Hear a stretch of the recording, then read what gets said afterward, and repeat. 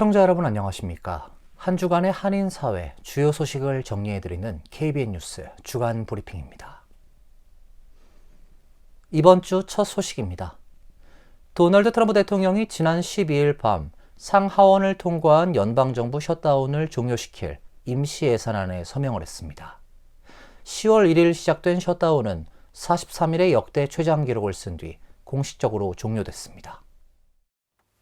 트럼프 대통령은 어젯밤 10시 24분께 의회에서 넘어온 임시 예산안에 서명을 했습니다.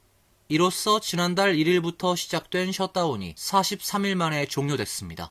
트럼프 대통령은 예산안에 서명한 뒤 오늘은 멋진 날이라고 밝힌 뒤 사태의 책임이 야당인 민주당에 있다고 주장했습니다. 트럼프 대통령은 그들 민주당은 2만 편 이상의 항공편 취소 또는 지연을 야기했고 100만 명 이상의 공무원들이 급여를 받지 못하게 만들었으며 지원이 필요한 수많은 미국인들이 혜택을 받지 못하게 했다고 비판했습니다. 또한 트럼프 대통령은 민주당이 셧다운을 감수하는 명분으로 삼고 요구한 건강보험개혁법 보조금 연장을 두고 갱단 교도소, 정신병원 출신 불체자들에게 1조 5천억 달러를 지급하길 원했다며 민주당 의원들이 정부를 셧다운시켰다고 비판했습니다. 트럼프 대통령의 서명으로 정식 발효된 이번 임시 예산안은 내년 1월 30일까지 기존 수준으로 연방정부 기관에 자금을 임시 복원합니다. 의회는 이때까지 현 회계연도에 적용될 예산안의 협상과 표결을 마무리할 예정입니다. 앞서 연방 하원은 어제 오후 본회의를 열고 상원에서 넘어온 단기 지출법안 수정안을 표결에 붙여 찬성 222표, 반대 209표로 가결했습니다. 대다수 공화당과 민주당 의원들이 각각 찬성과 반대로 쏠린 가운데 민주당에서 6명이 찬성표를 던졌고 공화당에선 2명이 반대표를 행사했습니다. 연방정부 셧다운으로 대립한 정부와 민주당이 이번엔 트럼프 대통령의 앱스타인의 관련 자료 공개를 놓고 부딪힐 기세입니다. 민주당이 모든 기록을 공개하도록 강제하는 법안에 대한 표결을 진행하기로 하자 백악관은 중상모략, 가짜 내러티브라며 즉각 반발했습니다. 하원 감독위원회 소속 민주당 의원들은 어제 도널드 트럼프 대통령이 사망한 미성년자 성착취범 제프리 앱스타인의 범행에 대해 알고 있었고 이에 가담했을 개연성까지 있음을 보여주는 이메일을 공개했습니다.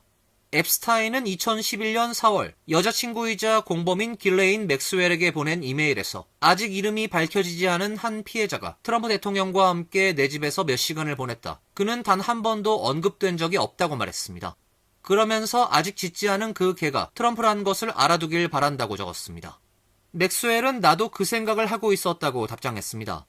앱스타인은 체포되기 몇 달 전인 2019년 1월 이메일에서 당시 현직이던 트럼프 대통령을 두고 그 소녀들에 대해 알았다고 말했습니다.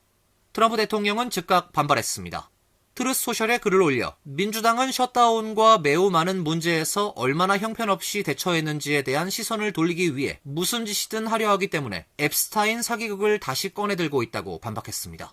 캐롤라인 레빗 백악관 대변인도 성명에서 민주당을 향해 트럼프 대통령을 중상모략할 가짜 내러티브를 만들기 위해 이메일을 선택적으로 유출했다고 비판했습니다. 한편 연방 하원은 다음 주에 법무부가 억만장자 성범죄자 제프리 앱스타인과 관련한 모든 기록을 공개하도록 강제하는 법안에 대한 표결을 진행하기로 했습니다.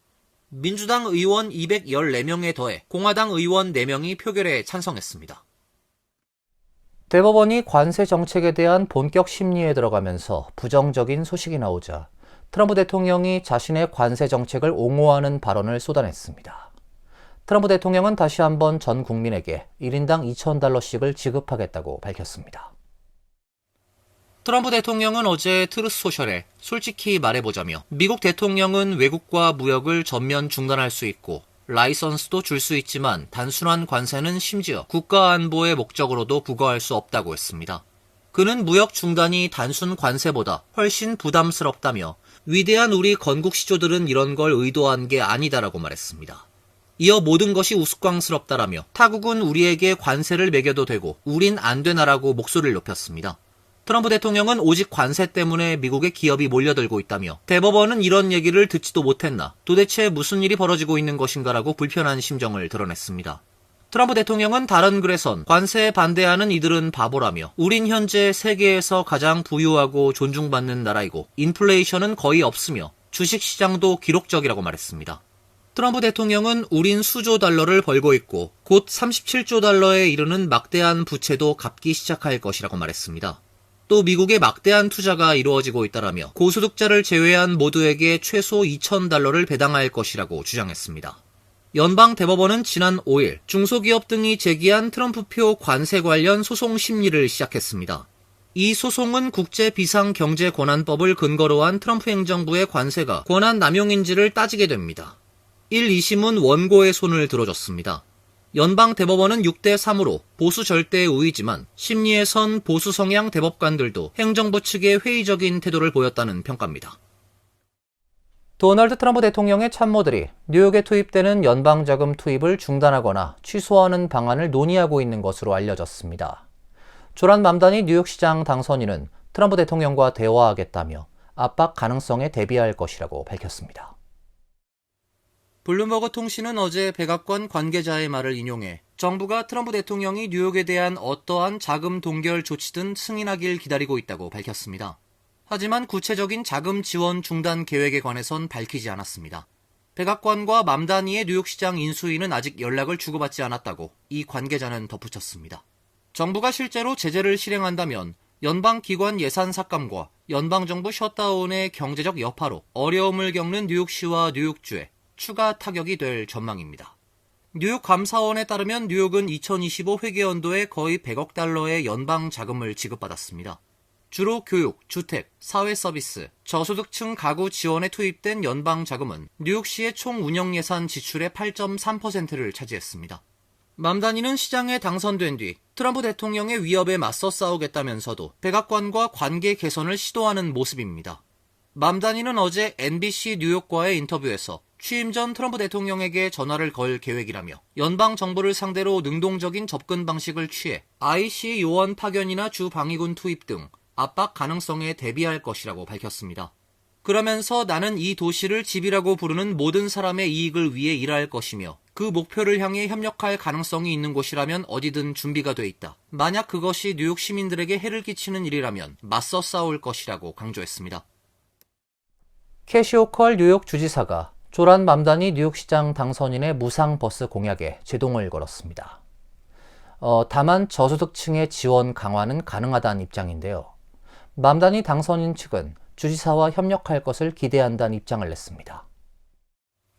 캐시 호컬 뉴욕 주지사는 지난 8일 푸에르토리코 방문 자리에서 만난 취재진에 맘다니 당선인의 계획을 추진할 준비가 안 됐다며 무상버스에 반대한다고 밝혔습니다.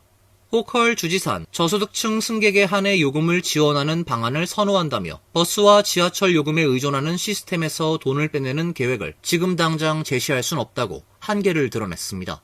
다만 도움이 필요한 사람들에게 더 저렴한 교통편을 제공할 방법을 찾는 건 가능하다고 제시했습니다.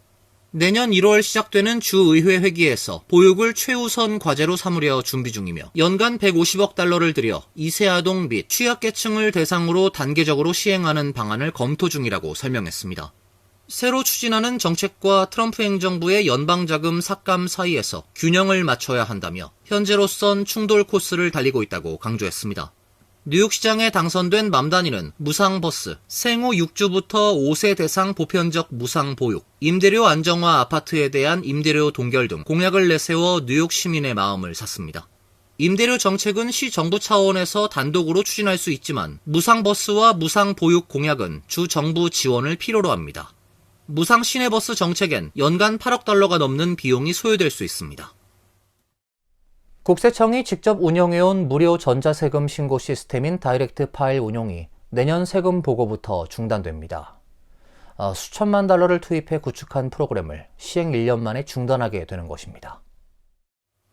연방국세청은 지난 3일 각 주 감사관들에게 이메일을 통해 2026년 세금 신고 시즌엔 다이렉트 파일이 제공되지 않는다며 재개 일정은 정해지지 않았다고 통보했습니다. 이 서비스는 조 바이든 행정부 시절 도입된 것으로 납세자들이 세금 보고를 빠르고 간편하게 무료로 처리할 수 있도록 만든 시스템입니다. 그러나 공화당 의원들과 세금 신고 소프트웨어 기업들은 이미 무료 신고 프로그램이 존재한다며 연방 정부의 세금 낭비라고 비판해왔습니다. 트럼프 행정부는 해당 서비스는 비효율적이며 민간이 더 잘할 수 있다고 중단 배경을 설명했습니다. IRS 커미셔너인 스콧 베선트 재무장관은 5일 백악관 브리핑에서 더 나은 대안이 있다며 이 프로그램은 사용률이 높지 않고 민간 부문이 더 효율적으로 운영할 수 있다고 말했습니다. IRS에 따르면 2025년 세금 신고 시즌 동안 저소득층을 중심으로 29만여 명이 다이렉트 파일을 통해 세금 보고를 마쳤는데 이는 2024년보다 2배 이상 증가한 수입니다. 다이렉트 파일은 2022년 바이든 대통령이 서명한 인플레이션 감축법에 포함된 예산을 바탕으로 개발된 파일럿 프로그램으로 지난해 처음 도입됐습니다. 한인 2세들의 족쇄가 되고 있는 한국 국적법에 선천적 복수국적 관련 독소조항 개선을 위한 간담회가 한국 국회에서 개최됩니다. 사안 해결을 위해 노력해온 전종준 변호사는 잘못된 법을 개정하지 않으면서 현행법마저 제대로 집행하지 않는 정부기관의 직무유기도 지적할 생각이라고 밝혔습니다.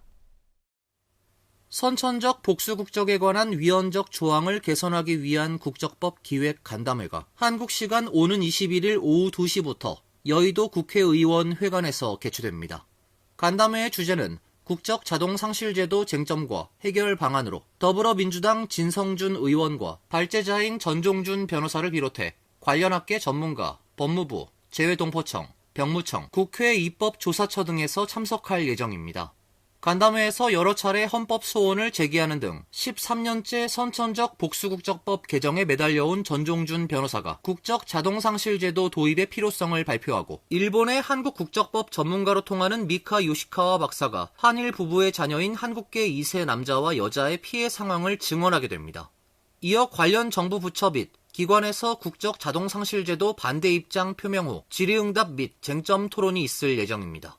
진성준 의원은 현행 국적법과 관련해 미주 한인사회에서 국적 자동상실 제도 도입 요구가 꾸준히 제기되어 왔다며 간담회를 통해 해당 제도의 쟁점을 짚고 해결 방안을 모색하고자 한다고 밝혔습니다.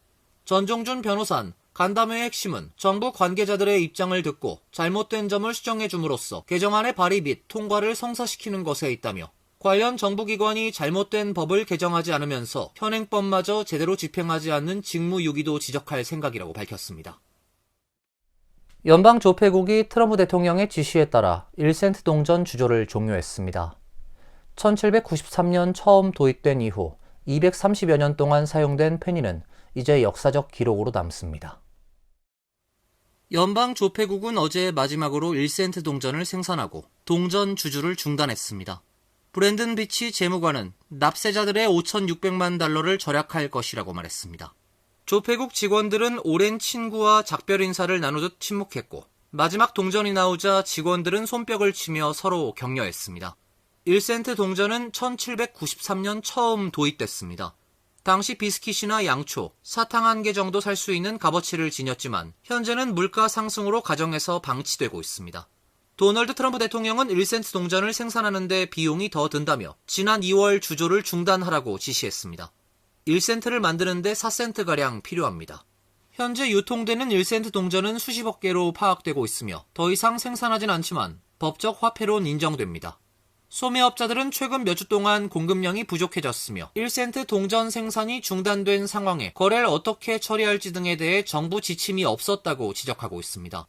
일부 업체는 가격을 내림 처리해 잔돈이 발생하지 않도록 하고 있으며 어떤 업체는 소비자에게 결제 금액에 맞춰 지불해달라고 요청하고 있습니다. 동전 더미를 가져오면 무료 음료 등 상품을 제공하는 이벤트로 대처하는 업체도 있습니다. 상당수의 미국인은 1센트 동전에 대한 향수를 갖고 있어 행운의 상징으로 여기거나 수집용으로 보관하기도 합니다. 이날 마지막으로 생산된 1센트 일부는 경매에 붙여질 예정입니다. 이상으로 KBN 뉴스 주간 브리핑을 마칩니다. KBN과 함께 즐거운 주말 되시길 바랍니다.